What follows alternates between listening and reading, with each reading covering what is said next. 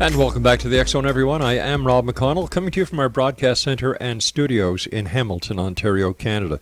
If you'd like to send me an email, xzone@xzoneradiotv.com, on all social media sites, XZone Radio TV. And if you would like to find out what the programming is for the broadcast network, it's very simple. All you need to do is go to www.xzbn.net, and for the program listing of the X Zone TV channel, which is channel 21 on Simul TV, www.simultv.com. My guest this hour, X Zone Nation, is Michael WANN, and we're going to be talking to Michael about the Susquehanna River. Now, it's the biggest mystery of our times. For over 400 years, members of secret societies and mystical organizations have used the Susquehanna as a large-scale altar for ancient practice of river goddess worship. The Age of Aquarius is said to be unfolding. The qualities associated with Aquarian Age are innovation, electricity, the human being, and the collective. Life on Earth is aligning to Aquarian concepts through computer technology and globalism. Both were introduced to the planet on the Susquehanna. This can be thought as an offering to the river goddess. Joining me now is Michael WANN. And Michael, welcome to the X Zone. Rob, thank you for having me. I'm very excited to be here. Michael, tell us a little bit about yourself and how you became so taken by the Susquehanna River. Well, it kind of found me, to be quite honest. I'm an artist. I had been involved with maybe more regular pursuits, and life had brought me to a small little river town along the Susquehanna in Lancaster County, Pennsylvania. Right. And something just kind of got in my head as I was spending time along the river to begin to just do some basic research. And from that initial inclination, the rest just kind of fell right in my lap. What is the history of the mystical aspect of the river? Well, what we're talking about today is not anything you're going to go into Barnes and Noble and go into their like secret mysteries of the Freemasons. You're not going to find anything like that. Nothing what we're going to talk about is written down. However, it is the biggest smoking gun you can find, because everything which we're going to look at is part of the historical record, the geological record, and just material reality. All what we're going to be doing is following this golden thread. So how long this has been part of some sort of mystical practice, I don't know. But I pick up the story in 1607 with the establishment of the Jamestown settlement. All right, so let's start at 1607. It's not that recent, but still that'll give us a good starting point. So what is the association between Jamestown and the river? So the first thing, before we get into that, I just want to be clear with some of the words and definitions which we're using. And so when I'm talking about the Susquehanna, I'm referring to a unified body of water.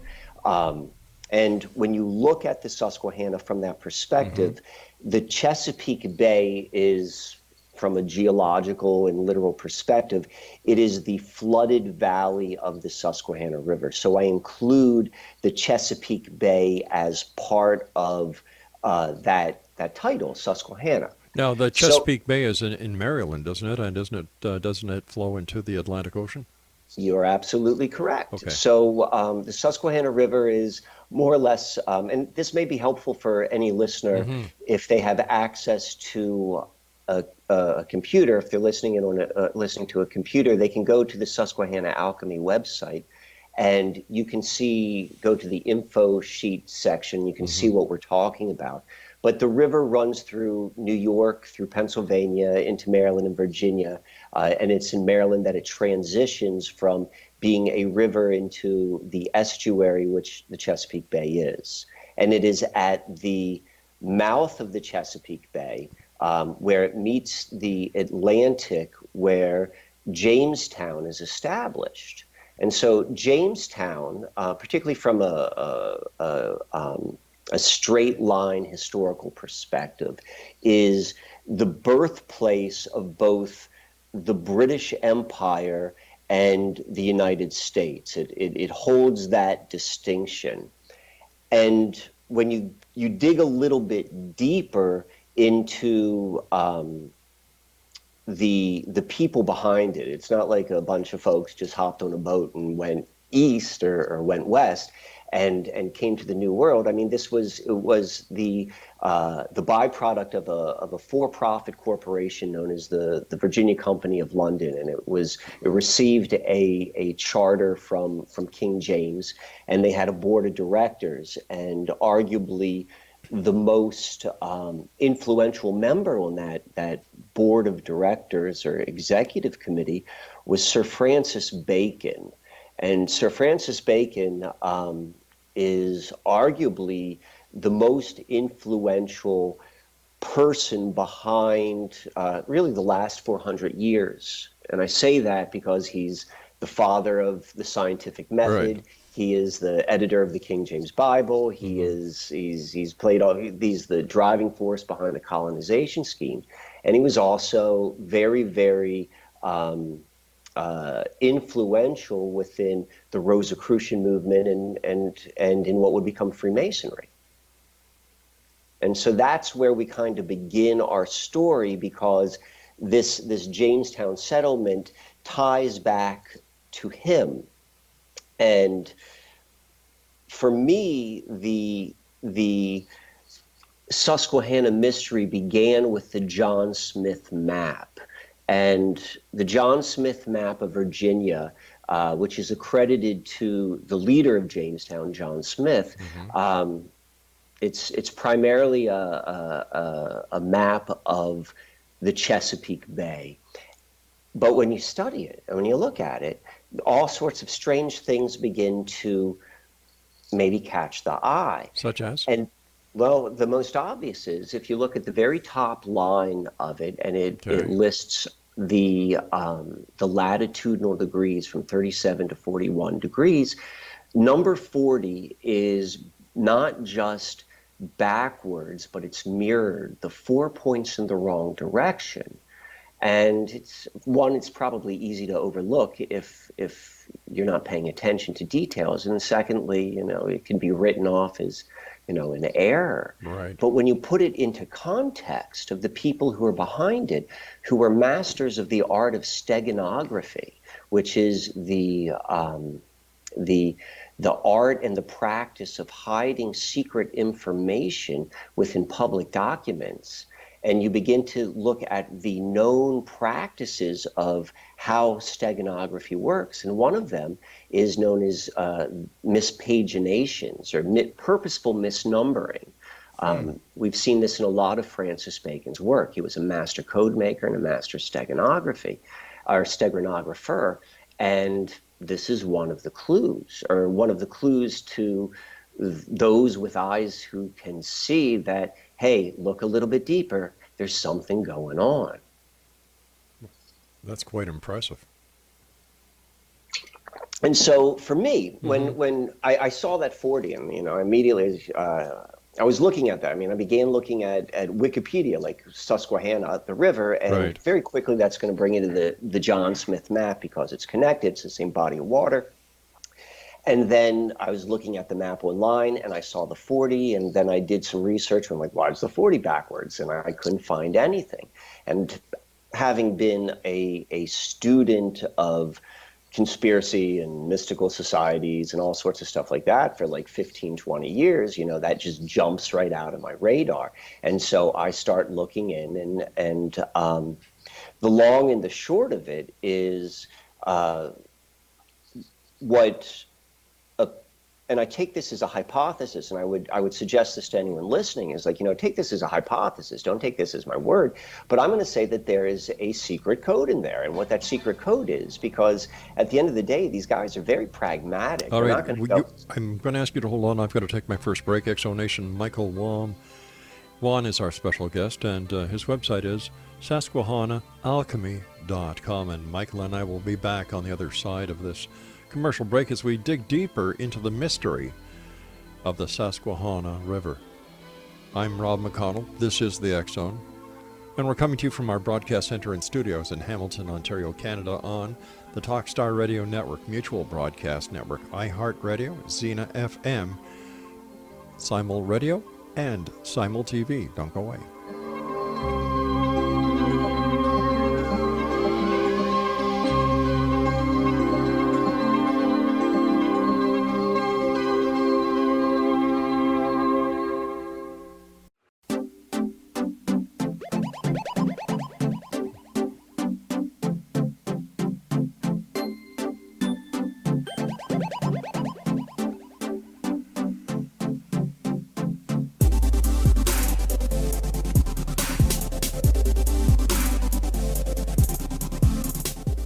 Exonation, Michael WANN is our special guest this hour, and we're talking to Michael about Susquehanna Alchemy, and his website is susquehannaalchemy.com.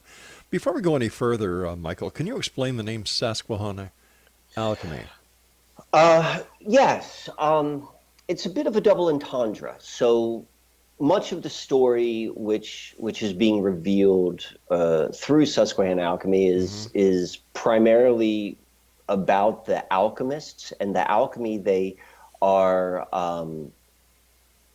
attempting or actually doing upon material reality. So there's that one level, and then there's also, since I've been researching this and since I've been giving presentations and connecting with people and sharing this history, very strange things seem to happen, both personally to myself, and I'm hearing this from other people, and it often happens in changes within their life. And so that alchemy is also being kind of nodded at within that name. What kind of things are happening in your personal life and into the lives of others who are looking at this mystery?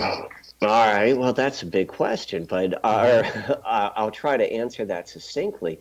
So I'll even take it a step further. It's like, undeniably we are in the process of something worldwide, some degree of change, no matter how you want to look at that, whether that's just, the movement to where we're going technologically or not. And that seems to be accelerated. Personally speaking, anything and everything that has ever been buried, hidden, repressed, that's come right up into the surface, where, it gives me the wonderful opportunity to go and face and work through whatever those issues may be. And that seems to be consistent. That seems to be a big part of this story. And for the people who've been involved with it, is how this ties deeply within, the emotional body, the subconscious, and all of that kind of like really human sort of stuff. Okay. But could that just not be a coincidence? Could it not be a coincidence? That's kind of my thought. Yeah, I don't think it is a coincidence. I believe there's something which is being activated, triggered, whatever you want to say. I would say it's all done for everyone's best interest and experience and growth. But who's doing it? I don't know if it's a who as much as it is a what. And that's part of the mystery. And that's part of the mystery of experience. I don't know who's doing it. All I know is there is something magnetic and mystical about this body of water. I mean, you can say this about a lot of different parts of the earth or the physical reality. This is just one which is tied completely to many of the different the different parts of our world which are really influencing all of reality: globalism, technology, electricity. And we see that tied into this river, and we see it tied into this river through people associated with mystical and secret societies. Now, how all that works, what is the underlying working principles behind our life? I mean, that's a little bit above my pay grade. So I can just kind of see phenomenon and recognize patterns. But if it's beyond your pay grade to answer these questions because you don't have the answers, how did you come up with the conclusions that you did? Deductive reasoning. But that doesn't mean it's so. That's a hypothesis. You're absolutely right, and that's exactly what I said. I say treat this as a hypothesis. This is a smoking gun. This is the most circumstantial evidence, with the strongest amount of circumstantial evidence of any case you're ever going to see. But you're calling it a smoking gun. Tell me how this is a smoking gun, because what I'm hearing now is, all right, it's a great story. It's got mystery, it's got intrigue, but what is the smoking gun? So the smoking gun is we want to take a step back and understand the practice of river worship. And this was something which has been done in cultures all across the planet, most evident like the Celtics and the Vedics, and you can see it in Egypt and so forth. And I'm going to suggest that exact same thing is happening upon this river. And what we've seen happen, and if you understand, like, let's say from a biblical perspective of what an altar is, which is a place of sacrifice, and what's often placed upon that is what's known as the first fruits, or the first of some kind.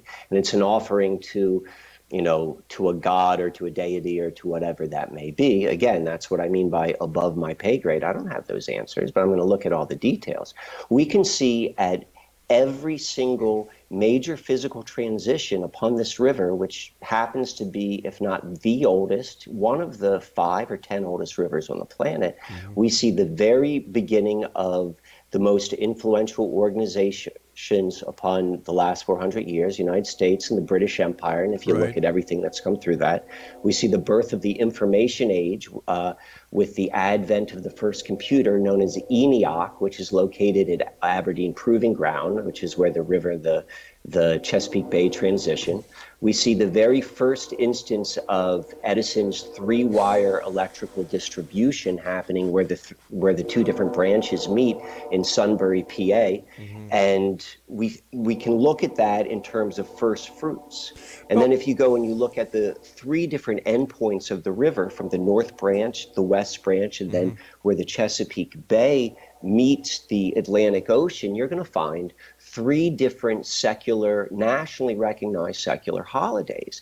Each one of those holidays falls on one of the, if not directly on, usually within a week, because they always are going to be on a weekend-oriented thing, because just how celebrations work. But they all fall on major days of the ancient calendar. We have Lammas, Imbolc, and May Day, and that's at the North Branch, right at the main source. That's where you find the Baseball Hall of Fame, and that's on right around August 1st is when you have the national celebration or induction weekend. You see right at in Norfolk, where the bay meets the ocean, that's where NATO has their national NATO celebration, which is always right on May Day. And then right on the West Branch is basically Puxatawney, Pennsylvania, where you have the Groundhog's Day celebration, which comes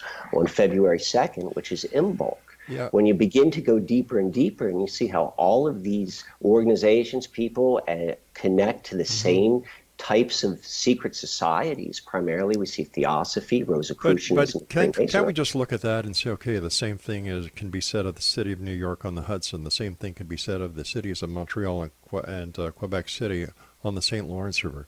Rivers were for the first places that were ever populated. So have you done studies and research into other cities that have the similar traits as the Susquehanna? And how have you compared this? How can we say unequivocally that this is something special to this river? Well, I don't think you can say anything really unequivocally. Yeah. But that being said, those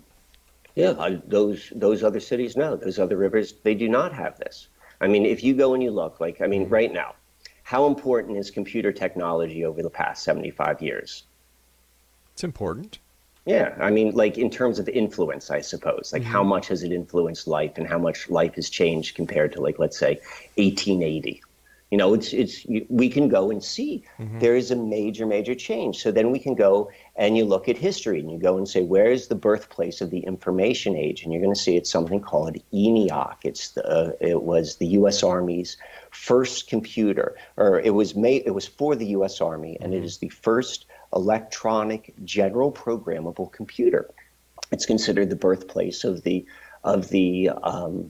information age. You're not going to find that elsewhere.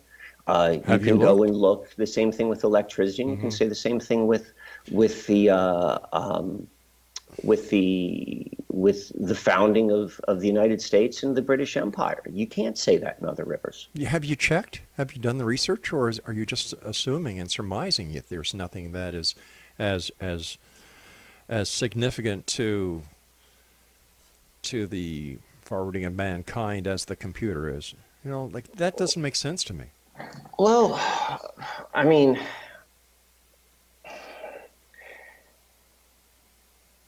you can't check every river. So, I mean, yes, I hear what you're saying, but then, I mean, you could go look at the geology of the river. If you go look at the age of the river, you go look at the other markers. I mean, geologically speaking, this river is unlike physically any other river. And I'll give you 3 physical aspects. You're not. You're going to do that as soon as we come back from the news break. Okay. Exonation Michael WANN is our guest, and his website is the SusquehannaAlchemy.com. It's SusquehannaAlchemy.com. That's www.susquehannaalchemy.com. And we'll both be back as we continue here in the X Zone from our broadcast center in Hamilton, Ontario, Canada. The X Chronicles newspaper is now available for one and all for the months of November and December. All you need to do is just go to www.xchroniclesnewspaper.com. 92 full-color pages with our compliments and the compliments of our advertisers. I'm Rob McConnell. We'll be back. Don't go away.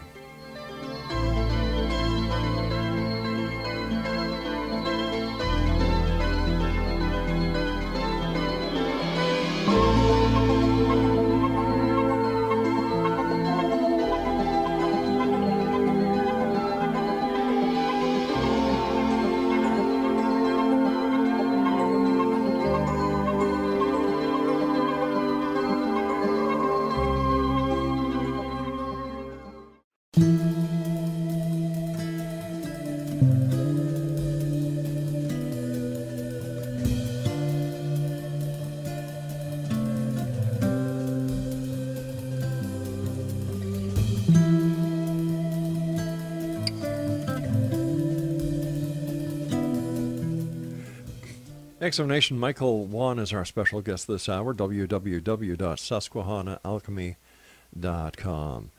Okay, you were going to give me 3.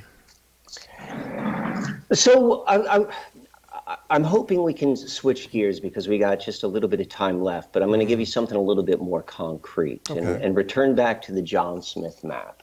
So I'm going to suggest the hypothesis is embedded in the John Smith map, and I've got lots of videos which go through all the logic with how this came about. I'm going to say there's a hidden location, and that is the Susquehanna River at the 40th parallel.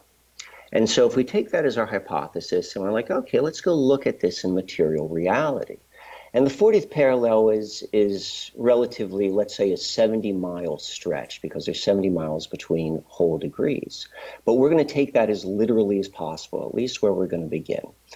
And when we do that, we're going to go and look at the river, and right at 40 degrees, 0 minutes and 6 seconds, you're going to find about a half a mile away from the river bank is a park, a county park, which opened up literally on the 400th anniversary of Jamestown. So on the exact same day that Jamestown was having its 400th anniversary weekend, and Queen Elizabeth was there and the Bushes were there because it's a big deal. This park actually opens up. So we have this, now we have two links. Now, if you go and you look at this park and you look at it from Google Earth, you're going to see that it's the shape of a crescent moon and a sun, and the exact same positioning that you're going to see in all of the Middle Ages alchemical art, which is constantly showing the crescent moon and sun symbolism. So now we've got this other sort of coincidence. Like, okay, and again, this is what I mean by like, you can't prove anything. I'm just saying this is a smoking gun. That's a hell of a coincidence, and particularly when you understand the significance of the number 400 from a Kabbalistic perspective. 400 means completion, and Kabbalism is an underlying belief system within all of these organizations. But now we're going to step back even further. So this park, if you were to go and expand upon a map, and if you were to put a compass point right where this park is, and if you're going to go and get 10 miles and you're going to spin it around on this map, you're going to see that it intersects 3 different colleges. And it just doesn't intersect these colleges. They are in an almost perfect T-square alignment. And each of these colleges has some degree of correlation to, again, the same organizations: Rosicrucianism, Freemasonry. And now when we see this, and you understand, if you're familiar with, like, let's say, some Rosicrucian lore and the idea of the invisible college, again, we have this other layer of what, we can call coincidence, if we just want to say that. But a smoking gun is beginning to show itself. Well, but wait a minute. The definition of a smoking gun is, the proof is there. It's undeniable. That's what a smoking gun is. And that's what I would suggest you're exactly looking at. But a smoking gun also says you don't know who fired it. You don't know why it's there. You just found yourself a smoking gun. You're like, let me ask you this. Let me ask you this. Okay. So this is the way it was. This is, the fathers who decided to put this here, put that there, do this, do that, do the other thing. What's so wrong with that? No one's saying anything that's wrong with it. So why is this of any significance then? Well, I suppose that would have to go upon personal interest. I mean, there are a whole bunch of things which people find significant that I certainly don't. Okay. But what I would say is, for those that are intrigued by secret societies? Well, certainly that, but I would say even more material about, how does the world work? How is the world influenced? I mean, I'll use an analogy. So are you familiar with, like, let's say, neuro-linguistic programming, or NLP? Yep.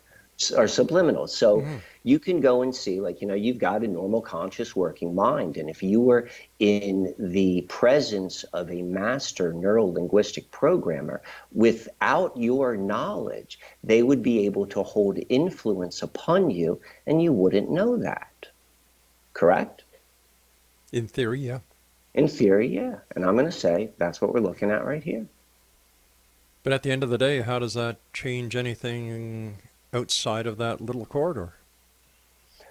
Well, if we go back and say, look at computer technology, for example. Okay, well, the computer technology was also developed in California, for goodness sake. It just wasn't, done in that part of the world. Oh, you're absolutely right. Yeah. Okay. I'm interested in the first. That's why I talked about the first fruits, and I use the term altar. What I would suggest is, when one begins to, it really depends upon how someone, I speak about this in front of a wide range of people, and they come from it from a variety of different backgrounds.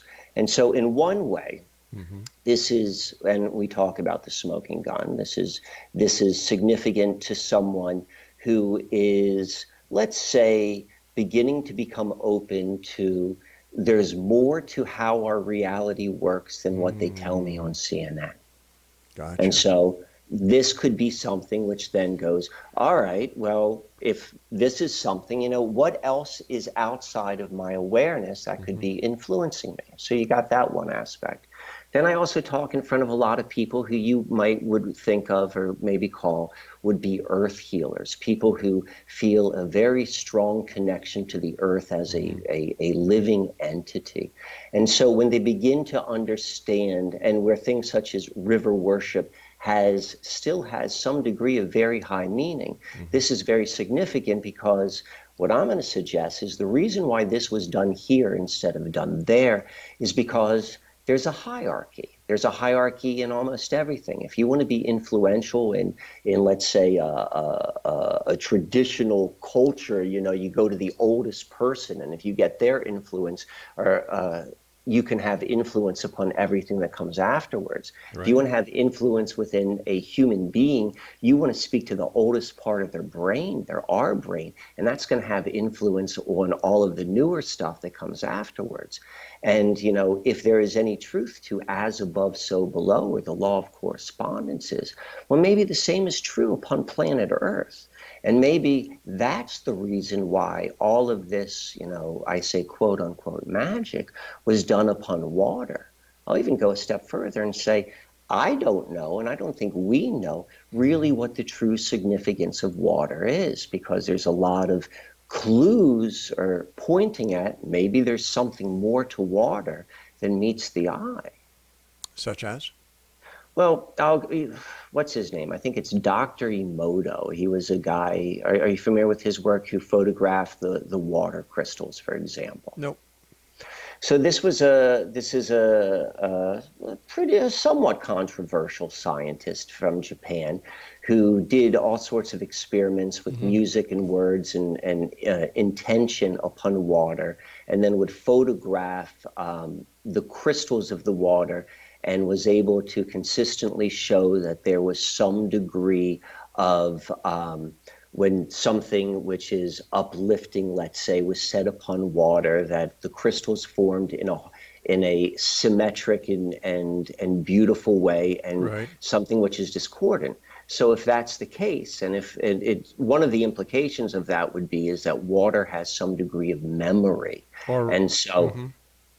So that would be what I mean by we don't fully understand, or at least I'm not satisfied with what exactly the nature of water is. But could it not also be said that whatever the scientist was using to project the water onto project the sound onto the water would cause a vibrational rift within the water itself?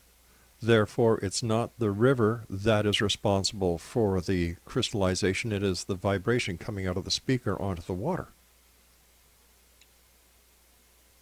Are you talking about the scientist's experiments, or are you talking about the river? I'm talking about the scientist's experiments with the river. I mean, certainly anything's possible. That's why I say, like, it's above my pay grade. I wasn't there. I don't have access to that powerful of a camera. Like, I've done my own experiments, and I can't zoom in that much. So maybe.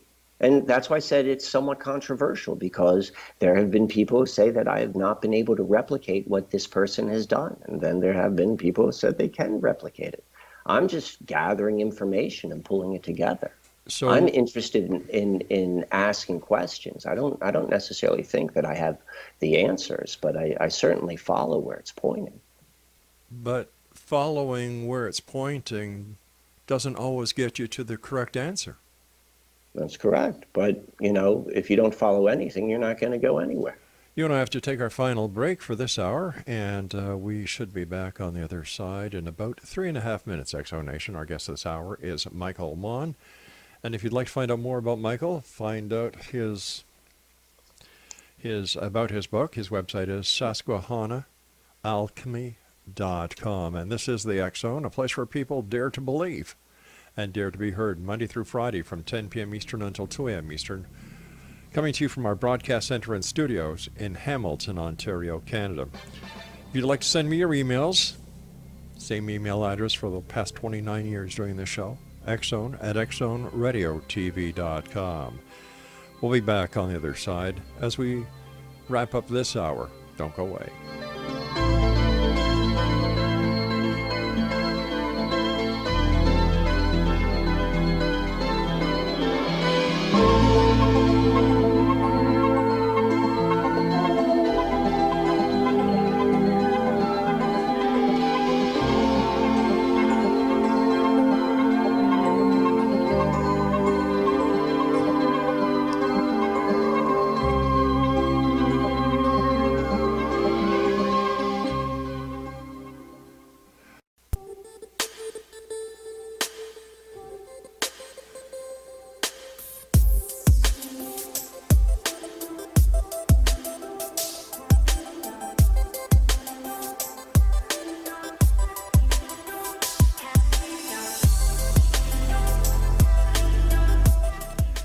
Michael WANN is our guest this hour. X Zone Nation. His website is SusquehannaAlchemy.com.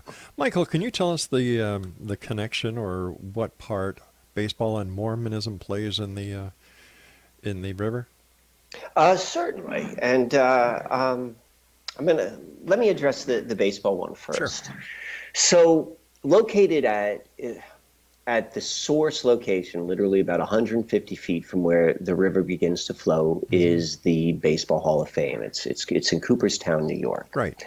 And are you a baseball fan? Are you knowledgeable about baseball? I used to watch the Montreal Expos when they first started in Montreal when I was living there as a child. But after that, it was kind of like you hit the ball, you catch the ball, you throw it. Okay. Well, from a historian's perspective, the reason why baseball is Hall of Fame is located in Cooperstown is something which is known as the Doubleday myth. And the long and the short of it, in the early 1900s, a whole bunch of owners of different baseball teams had gotten together, and they were going to get to the bottom of who invented baseball. Right. And they came to the conclusion that Civil War General Abner Doubleday invented baseball, and he invented baseball in Cooperstown. And this is where baseball is, and baseball is an American sport.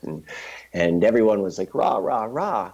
But then it was all based upon the testimony of a 76-year-old man, and if you did the math, he would have been 5 years old, and it just didn't hold any weight. And so it kind of has like this like wink, wink, nod, nod sort of, but for whatever reason, it stuck. Yeah. And because of that, the Baseball Hall of Fame was built there. So now I'm going to go and add a little bit more information to the story.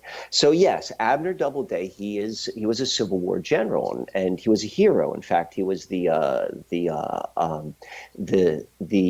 man who saved the day for the Union at the Battle of Gettysburg, where everything turned around for the North. But this man was also the president of the United States, or the Theosophical Society, the United States branch. He replaced H.P. or Helena Blavatsky once she left the United States to return to India. So we have this aspect of Doubleday. And the person who actually came to the conclusion, the one who said, this is the reason, this is the man who invented baseball, was a gentleman by the name of Albert Spalding. And Albert Spalding was the president and the owner of the Chicago Cubs. And he himself was a very prominent member of the Theosophical Society. He contributed great deals of money to it. So it wasn't just a belief, he's putting his cash behind it. So we can begin to look at the story, how this prominent member of the Theosophical Society mentions or claims that the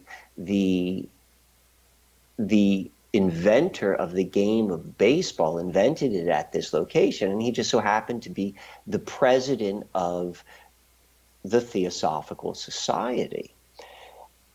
And this is just one more piece, because we talked about this a little bit earlier about like the smoking gun Yeah. idea. It's like when we begin to see all of these anecdotal pieces of information together, something begins to come into focus, or at least I it think does what for. I'm seeing here is that you are the collector of the pieces of the great jigsaw puzzle. And in front of people, you take the pieces and put the puzzle together. Well, like I said in the beginning, I follow a golden thread. That is Hmm. correct.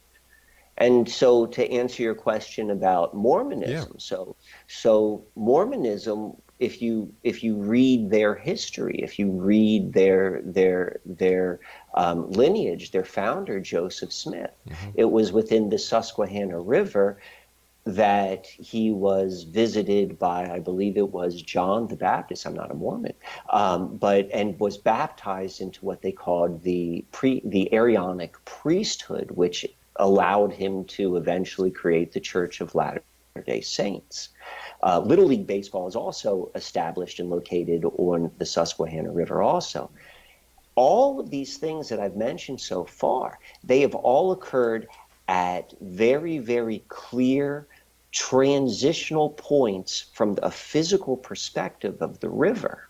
Other aspects, we have 3 Mile Island.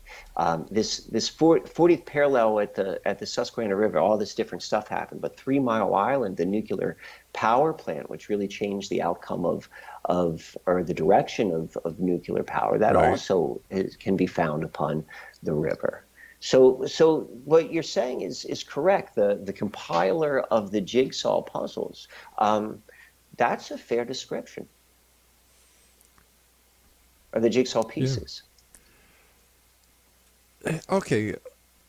So if we take the past, which is really interesting, Okay. you've brought it into the future, I'm sorry, into the present, and you've done Hmm. a good job of that. Where do you see the events that were started in the Susquehanna? Where is it going to take us into the future, or take you Well, into the future? it's I would suggest that it's what technologists or futurists generally refer to as the singularity.